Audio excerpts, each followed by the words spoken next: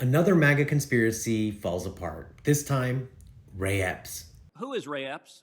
I'm not saying I know definitively. What I'm saying is a reasonable suspicion is that there were agents. There's a video showing a guy with an earpiece pulling people into the building.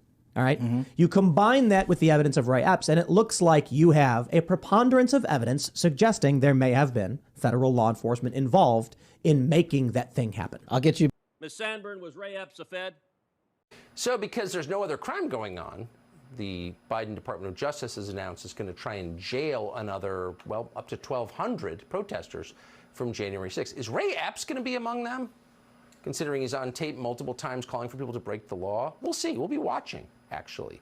If they don't sweep up Ray Epps, then they've got a few questions to answer. Ms. Sandburn, a lot of Americans are concerned that the federal government deliberately encouraged illegal and violent conduct on January 6th. So the conspiracy is that Ray Epps worked for the FBI and instigated the riots on January 6th, which plays off the bigger MAGA conspiracy that January 6th was an inside job by all the three-letter agencies. And yet MAGA, who lives in an alternate reality, loves to ignore the facts that over 1,000 people are facing criminal charges for their actions on January 6th, and over 600 of them have pleaded guilty, and yet none of them were FBI or Antifa.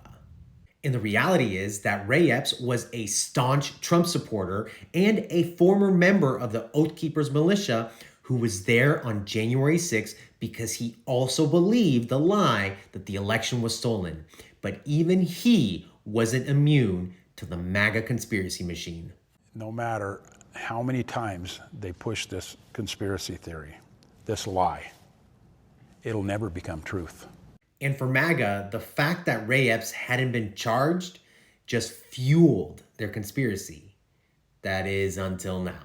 Back in September, Ray Epps pleaded guilty, and now federal prosecutors are recommending 6 months prison time for Ray Epps.